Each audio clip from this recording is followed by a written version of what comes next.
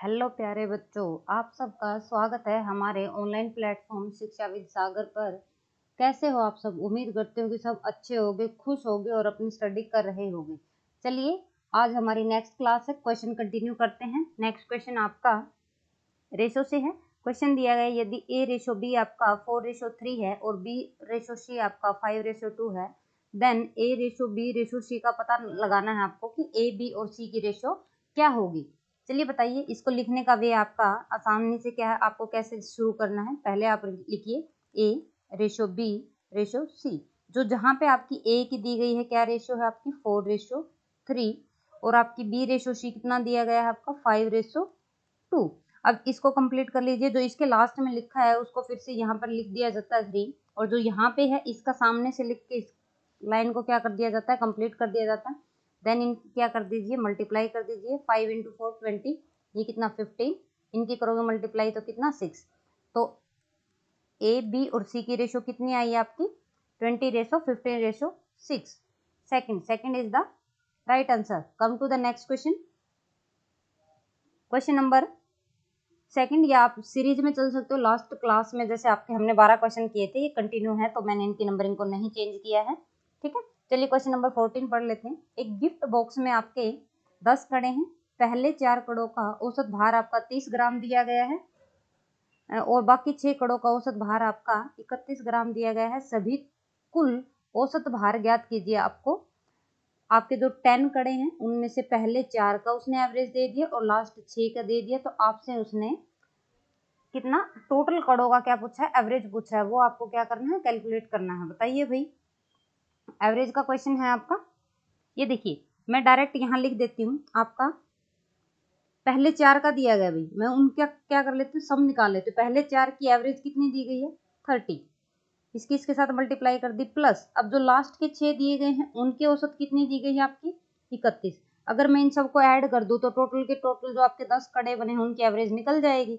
Divide by में क्या कर दीजिए, 10 कितना 10 कर दीजिए डिवाइड बाय में, तो टोटल कितना बनेगा आपका ये। इसकी मल्टीप्लाई करोगे तो कितना 120 प्लस 18 6 डिवाइड बाय 10 कितना हुआ 306 डिवाइड बाय 10 यानी 30.6। 30.6 क्या बनेगा भाई, उन 10 कड़ों का औसत भार बनेगा, यानी कि D is the right answer. Come to the next question. Question number 15 देखिए। ए बी और सी ने ए 1:3:5 के अनुपात में अपने निवेश के साथ एक व्यवसाय शुरू किया। 4 महीने बाद ए ने पहले की तरह ही निवेश किया और बी और सी ने अपने निवेश का आधा वापस ले लिया। यानी कि 3 पार्टनर थे, तीनों ने जो पहले आपका अमाउंट लगाया वो 1:3:5 में लगाया। लेकिन क्या भाई, 4 महीने के बाद, 4 महीने के बाद ए ने तो उतना ही अमाउंट लगाया, यानी कि जो उसकी रेशो 1 के हिसाब से था उसी के हिसाब से। लेकिन बी और सी ने क्या किया, अपना जो उसने अमाउंट लगाया था उसका क्या हाफ उसने क्या कर लिया, वापस ले लिया आधा। तो वर्ष के अंत में उनके लाभ का अनुपात आपको क्या करना है, बताना है। ये देखिए, पहले मैं क्या कर लेती हूँ, जो इन्होंने निवेश किया है उसको उसका निवेश लिख लेती हूँ भाई मैं। ये देखिए, ए बी और सी ने जो आपकी इन्वेस्टमेंट की है भाई, जो इन्वेस्टमेंट की है उनकी रेशो लिख रही हूँ मैं। ए ने कितना किया भाई 1:2 में, बी ने कितना किया 3:3/2। क्यों, क्योंकि उसने जितना लगाया था भाई उसका क्या किया, हाफ वापस ले लिया था ना। मैं यहाँ तक की सेंटेंस को कंप्लीट किया है भाई साथ में। ये देखिए, पहले में जो उसकी रेशो लगाई थी उसने क्या लगाई थी 1:3। यहाँ पे मैं लिख देती हूँ, पहले कितनी लगाई थी 5। अब देन उसने क्या बोला, 4 महीने के बाद, 4 महीने के बाद उसने ए ने उतने ही पैसे लगाए, यानी कि पहले उसने 1 लगाया था तो 4 महीने बाद उसकी टोटल अमाउंट कितनी हो जाएगी भाई 2। अब बी ने क्या किया था, जो 3 लगाया था उसका हाफ उसने वापस ले लिया, तो उसकी कितनी बचेगी अमाउंट 3/2। इसने 5, सी ने भी कितना लगाया था 5 लगाया था, तो उसने भी उसका हाफ क्या ले लिया था, वापस ले लिया। अब आपको पता है टाइम क्या होता है भाई, टाइम तो सबने बराबर लगाया है, टाइम तो तीनों के लिए बराबर लगा। इसकी भी टाइम की अमाउंट कितनी है 1:2 है। ठीक है, पूरे साल के लिए लगाया है, तो इसने भी कितना लगाया भाई 1:2, और इसने कितना लगाया भाई 4:8। यहाँ पे एलसीएम लेके मल्टीप्लाई कर दिए भाई डायरेक्ट। ठीक है, क्योंकि देखो ये कितना बनेगा, इसकी साइड जाओगे तो 6 बनेगा, ये 6:3, तो 3 से 3 जाके ये कितना बनेगा भाई आपका, ठीक है 1:2 बनेगा। इसका भी कितना बनेगा भाई आपका, ये इसका बनेगा 4:8। अब टोटल अमाउंट, टोटल जो आपका प्रॉफिट है वो कितना आएगा, प्रॉफिट बनेगा आपका 4:16। इसका बनेगा आपका 12:12, इसका बनेगा आपका 20:20। अब मैं इसको ओवरऑल ऐसे लिख दूं अलग से 20, 24 एंड 40। इसको करेंगे तो कितना आएगा 5, 6 देन 10। ठीक है, अब आगे यहाँ से कैलकुलेट कर लीजिए भाई, हमें क्या चाहिए था, हमें यही रेशो निकालना था कि उनके जो प्रॉफिट है लास्ट में, वर्ष के अंत में उनके लाभ का कितना प्रतिशत अनुपात था, कितना अनुपात था भाई 5:6:10। कौन सा ऑप्शन है भाई 5, 6, 10, यानी कि D is the correct answer. Come to the next question. Question number 16 है, एक चक्रवृद्धि ब्याज पर एक राशि 4 वर्ष में मूल राशि से 3 गुना हो जाती है, कितने वर्ष में वह अपनी मूल राशि से 729 गुना हो जाएगी। यहाँ पे आपका क्या है, वर्ष दिया गया भाई, कितना 4 वर्ष में, 4 वर्ष में कितने गुना हुई भाई वो 3 गुना, यानी कि 3 की पावर 1 लिख दूं भाई मैं 3 गुना को, यानी कि 3 हुई। अब हमें क्या करना 729 गुना बनाना उसको, कितना 729। अब इसको आप है ना 3 की पावर में लिख दीजिए, क्यों, क्योंकि हम इसी की हेल्प से तो उसके साल निकालेंगे ना, कितने साल में ये 729 गुना हो जाएगी, क्योंकि ये पहले से 3 गुना की पावर में लिखा गया है। पहले हम इसको क्या करते हैं 3 के मल्टीपल में ले जाते हैं, तो ये कितना बनेगा 3⁻6, 3⁻6 कितना बनता 729। अब ये देखिए जब आपका 4 बना, ये कैसे बना, 4 वर्ष की एक इस पावर से क्या की गई है मल्टीप्लाई की गई है, तब जाके वो कितना बना है आपका 4 वर्ष निकला है। ठीक है, तो आप ऐसे ही क्या कीजिए, इसकी जो पावर है इसको 4 वर्ष में कितने हुई थी वो 3 गुना हुई थी, तो इसको इसके साथ मल्टीप्लाई कर दोगे तो यहाँ से आपका टाइम निकल जाएगा, यानी कि 24 वर्ष में जो राशि है आपकी वो कितनी हो जाएगी 729 गुना, तो 24 ईयर आएगा। कौन सा option, second. Come to the next question. एक व्यक्ति ने प्रति वर्ष 5% की दर से चक्रवृद्धि ब्याज पर 80,000 रुपए का निवेश किया, अगर संचित ब्याज क्या है भाई आपका 8200 है, तो वर्ष में समय अवधि कितनी है। यहाँ पे देखिए ये आपकी अमाउंट देगी, उसके बाद जब उसका जो आपका SI आया है वो भी उसने दे दिया, तो ये बताना है, यहाँ पे रेट भी दिया गया है, तो आपको टाइम पूछा गया है, आपको सिर्फ क्या करना है उसका टाइम बताना है भाई, कितने टाइम में ये क्या हो जाएगी वो राशि आपकी 8200 हो जाएगी। देखिए यहाँ पे मैं प्रिंसिपल लिख लेती हूँ, यहाँ पे मैं अमाउंट लिख लेती हूँ। प्रिंसिपल कितना आपका 80,000, अमाउंट कितना होगा, जितना आपका प्रिंसिपल है उसमें आप क्या कर दो, ये SI ऐड कर दीजिए, कितना बनेगा 80,000 प्लस 8200, ये कितना बनेगा 80,000, ये कितने बनेगा। ठीक है, अब देखिए इसको कैंसिल कर दीजिए, डबल जीरो से डबल जीरो कट कर दीजिए, कितना बनेगा ये बचेगा आपका 800, ये बचेगा आपका 882। अब इसको 2 से कर दीजिए, ये कितना जाएगा 400, ये कितना बनेगा 441। ठीक है, तो ये कितने का है भाई आपका 20 का स्क्वायर है, ये कितने का है 21 का स्क्वायर, यानी कि टाइम कितना आया, यहाँ से टाइम कितना आया आपका 2 वर्ष, और टाइम हमसे वर्ष में ही पूछा गया था कि समय अवधि कितनी है, वर्षों में बताइए, यानी कि 2 वर्ष। 2 वर्ष में जो आपकी अमाउंट है 80,000 रुपए की 5% की रेट के हिसाब से, जिसका SI आपका 8200 है, वो कितने टाइम में हो जाएगी, वो आपके टाइम अभी 2 साल में इतनी अमाउंट इतना हो जाएगी। ठीक है, चलिए क्वेश्चन नंबर 18।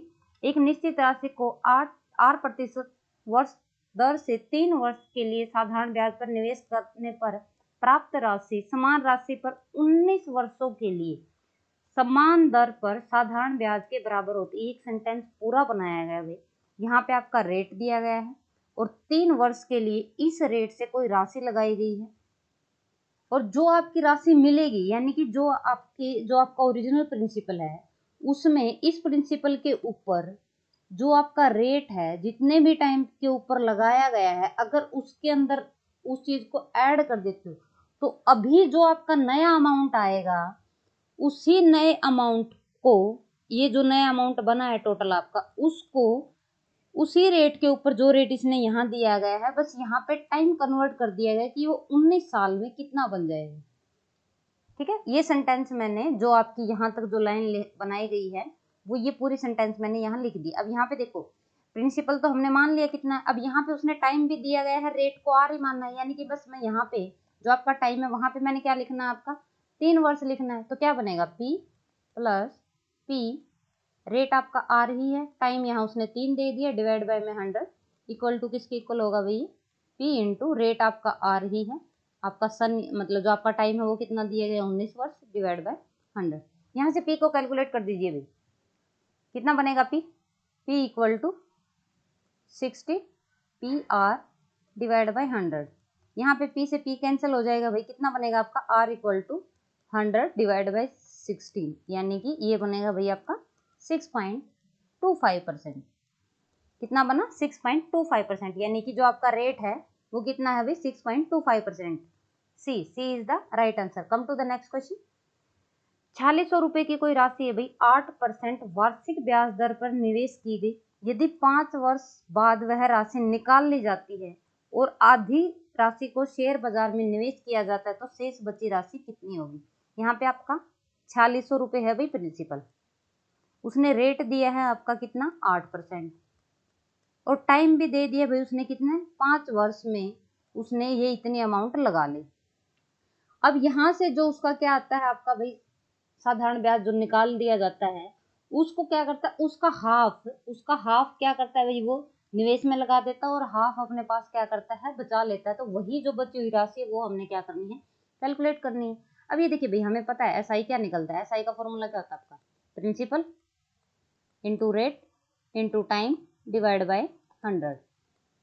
इसको कैलकुलेट कर दो भाई, 0 से 0 कैंसिल हो जाएगा, कितना बनेगा 40 इंटू 46 कितना 1840। आप यहाँ से अमाउंट निकाल दीजिए, अमाउंट कैसे निकलेगा प्रिंसिपल प्लस जो आपका एसआई आया है वो ऐड कर दीजिए। प्रिंसिपल कितना आपका 4600, एसआई कितना भाई 1840, तो कितना बना भाई 6440। अब इस अमाउंट का हाफ उसने क्या किया है निवेश किया है, इसका हाफ कितना बनेगा भाई 3220, यानी कि हाफ उसने निवेश में लगाया तो हाफ राशि उसके पास बच जाएगी, यानी कि सेविंग अमाउंट कितनी है भाई उसकी 3220 रुपए। सी इज द राइट आंसर। चलिए नेक्स्ट क्वेश्चन पे, क्वेश्चन नंबर 20। एक वस्तु पर 1500 रुपए का मूल्य क्या है भाई अंकित है, यानी कि उसका क्या दिया गया है भाई मार्क प्राइस दिया गया है। A book is mark with A price of 1500, he earn A profit of 20% even after giving a discount of 10%, find the purchase price of the book. यहाँ पे आपका उसका मार्क प्राइस दिया गया है 1500 रुपए, आपका उसको डिस्काउंट दिया गया है 10% का और उसको प्रॉफिट कितने का होता है 20% का। तो आपको उस वस्तु का क्या करना है भाई कॉस्ट प्राइस कैलकुलेट करना है। अब आपको पता है भाई क्या सीपी डिवाइड बाय एमपी कैसे निकालते हैं। कॉस्ट प्राइस पे क्या होता है भाई डिस्काउंट 100 माइनस डी डिस्काउंट, और मार्क प्राइस पे 100 प्लस जितना प्रॉफिट लगाया जाता है कितना 100 प्लस प्रॉफिट। अब ये देखिए डिस्काउंट कितना दिया गया 100 माइनस 10, डिस्काउंट 10 का है तो ये कितना बनेगा 90, और ये भाई आपका प्रॉफिट कितना है 20 का, 20 प्लस 100 कितना 120। तो यहाँ से आप सीपी निकाल दीजिए 90 डिवाइड बाई 120, इस साइड आके मार्क प्राइस मल्टीप्लाई हो जाएगा, मार्क प्राइस कितना दिया गया भाई 1500, कैंसिल कर दीजिए इसको 3 पे, इसको ऊपर से कट कर दीजिए कितना बनेगा ये 120 है ना। अब इसको कर दो भाई कितना बनेगा ये, कुछ गलती कर दिया क्या भाई, हाँ भाई 1 0 बचेगा ना इसमें, ये 50 बनेगा, ठीक है ये 50 बनेगा, यहाँ पे गलती किया मैंने, ठीक है ये 2, ये कितना बनेगा 25, इस पे ये कितना जाएगा 45, यानी कि 45 इंटू कितना बनेगा 15, कितना बना 1100, नहीं ये 25 ही बनेगा, ठीक है ये बनेगा भाई आपका 1125 रुपये। वहां से उसका कॉस्ट प्राइस कितना निकला 1125, कौन सा ऑप्शन है 1125, D is the correct answer. चलिए नेक्स्ट क्वेश्चन पे, क्वेश्चन नंबर 21। एक व्यापारी अपने वस्तु का मूल्य इस तरह से अंकित करता है कि 20% छूट देने के बाद भी वह 20% का क्या करता है लाभ अर्जित करता है। यदि वस्तु का क्रय मूल्य कितना है भाई 21,100 रुपये है तो उसका अंकित मूल्य ज्ञात कीजिए। सेम क्वेश्चन है भाई, सेम स्टेटमेंट आपको यही लगाने हैं जो हमने अभी लगाई है। देखिए यहाँ पे मैं दूसरे वे से लिख देती हूँ भाई सीपी और मार्क प्राइस दोनों लिखे भाई, कॉस्ट प्राइस और मार्क प्राइस। ये देखिए जब कॉस्ट प्राइस कितना हो जाएगा भाई, इसको कितने परसेंट की छूट दी गई थी 20 की, तो कितना का आ जाएगा भैया 100 माइनस 20 कितना हो जाएगा 80। मार्क प्राइस कितना हो जाएगा भाई, डिस्काउंट कितने का दिया गया है 20 का, तो 100 माइनस 100 प्लस कितना हो जाएगा 20% का क्या आता है उसको लाभ आता है ना, तो कितना हो जाएगा भैया 120। कर दीजिए भाई इसको कितना बनेगा, ये कट कर दीजिए इसको कितना बनेगा 2:3। अब देखिए यहाँ पे हमें कॉस्ट प्राइस उसने मेंशन किया, कॉस्ट प्राइस कितना दे रखा भाई 21,100 रुपये, यानी कि ये 2 यूनिट की वैल्यू 2 यूनिट की वैल्यू उसने कितनी दी गई है, 21,100 रुपये दी गई। ठीक है, ये एक 1 हटा दीजिए, एक्स्ट्रा लिख दिया गया है यहाँ पे। अब हमें क्या करना, मार्क प्राइस बताना है बस। तो हमें 3 यूनिट की वैल्यू निकालनी है। कैसे निकालोगे 3 यूनिट की वैल्यू?